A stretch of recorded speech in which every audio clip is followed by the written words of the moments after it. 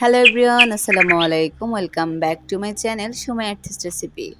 আজ নিয়ে এসেছি দারুণ মজার মচমচে তালের পিঠার রেসিপি নিয়ে। পিঠাটা কিভাবে মচমচে এবং ভেতর থেকে সফট করবেন তার সবগুলো টিপস আপনাদের সাথে শেয়ার করব। তাহলে চলুন দেরি না করে শুরু করা যাক। প্রথমেই আমি এখানে 2 কাপ পরিমাণ তালের রস নিয়ে নিয়েছি। আপনারা চাইলে ফ্রোজেন যে তালের রসটা তাও ব্যবহার করতে পারেন। এরপর দিয়ে দিচ্ছি চিনি 1 কাপ পরিমাণ। তবে চিনির পরিমাণটা তালের উপর ডিপেন্ড করে দিবেন। এরপর দিয়ে দিচ্ছি শুকনো চালের গুঁড়া 2 কাপ পরিমাণ। এই পিঠা আপনারা চালের গুঁড়ো দিয়ে করার চেষ্টা করবেন। এখন দিয়ে দিচ্ছি সুজি 1 কাপ পরিমাণ। এখানে সুজির বদলে আপনারা চাইলে ময়দা দিয়েও করতে পারবেন। আমি সুজিটা দিচ্ছি, তাহলে তালের বড়াটা আরও একটু সফট হবে। স্বাদ বাড়ানোর জন্য দিয়ে দিচ্ছি গুঁড়ো দুধ 2 টেবিল চামচ পরিমাণ। এটা টোটালি অপশনাল, আপনারা চাইলে বাদ দিতে পারেন। বেকিং পাউডার দিয়ে দিয়েছি হাফ চা চামচ পরিমাণ, লবণ হাফ চা চামচ পরিমাণ।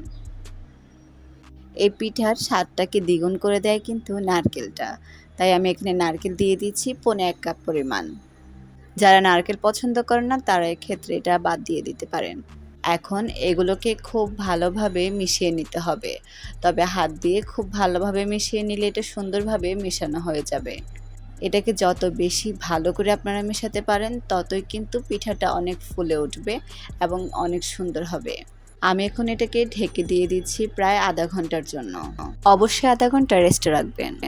চুলায় প্যান বসিয়ে তার মধ্যে আমি তেলটাকে গরম করে নিয়েছি। মিডিয়াম আঁচে এগুলোকে ভেজে নিতে হবে। আমি এগুলোকে ছোট ছোট করে দিয়ে দিচ্ছি কারণ এটা অনেকটা ফুলে উঠবে। এগুলোকে ডুবন্ত তেলে ভেজে নিতে হবে। চুলার আঁচটাকে খুব বেশি বাড়াতে যাবেন না, মিডিয়াম টু লো হিটে রেখে এগুলোকে ভেজে নিতে হবে। সাথে সাথে পিঠাগুলোকে নাড়তে যাবেন না, একটু পর পিঠাগুলোকে একটা কাঁটা চামচ অথবা কোনো কাঠির সাহায্যে এভাবে নেড়ে দিতে হবে। এগুলোকে ভেজে নিতে হবে যতক্ষণ না পর্যন্ত এটার সুন্দর একটা কালার চলে আসে। কেউ চাইলে কিন্তু এই পর্যায়েও পিঠাটাকে ভেজে উঠিয়ে নিতে পারেন, তবে আমার কাছে এটাকে একদম লাল করে ভেজে নিতেই ভালো লাগে। তাহলে অনেকক্ষণ পর্যন্ত এটা অনেক মুচমুচে থাকে। আমার পিঠাগুলো সুন্দর একটা কালার চলে এসেছে। আমি এখন পিঠাগুলোকে তুলে নিচ্ছি। গরম গরম খেতে গেলে এটা একটু তিতা লাগবে, তাই একটু ঠান্ডা হলে এটাকে খাওয়ার চেষ্টা করবেন। আমার পিঠাটা একদম পারফেক্ট হয়েছে, উপর থেকে মচমচে এবং ভেতরে একদম সফট। আশা করছি আজকের এই দারুণ মজার রেসিপিটি আপনাদের ভালো লেগেছে। যদি ভালো লেগে থাকে তাহলে প্লিজ আমার চ্যানেলটিকে সাবস্ক্রাইব করবেন, পাশে থাকা বেল আইকনটি ক্লিক করবেন, তাহলে সবার আগে ভিডিওগুলি আপনাদের কাছে পৌঁছে যাবে।